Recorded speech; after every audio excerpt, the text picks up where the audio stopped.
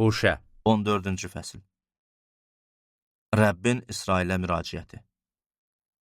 Allahın Rəbbə üst tut, ey İsrail! Çünki günahlarından ötürü büdrədin. Dua sözləri ilə Rəbbə tərəf dönün. Ona belə deyin. Hər qəbahətimizi bağışla. Bizi mərhəmətlə qəbul elə. Buğalar yerinə ağzımızdan çıxan şükürləri təqdim eləyirik. Aşşur bizi xilas eləməyəcək.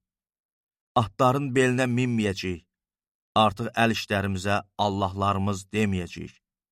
Çünki yetim səndən mərhəmət görəcək. Onların dönüklüyünə əlac eləyəcəyəm. Onları ürəkdən sevəcəyəm.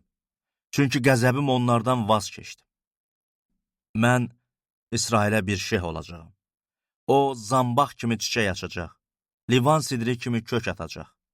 Qollu budaqlı olacaq. Zeytun ağacı kimi gözəl olacaq. Livan sidri kimi ətir saçacaq. Adamlar yenə də kölgəsi altında oturub, buğda kimi cücərəcək, meynə kimi tumurcuqlayacaq. Şöhrəti livan şərabı kimi olacaq. Efraim deyəcək, artıq bütlər nəyimə gərəkdir? Mən onun səsini eşidəcəyəm, ona nəzər salacağam. Mən həmişə yaşıl şam kimiyəm. Sənin bar verməyin məndən gələcək. Kim müdrikdirsə, bu sözləri dərk eləsin.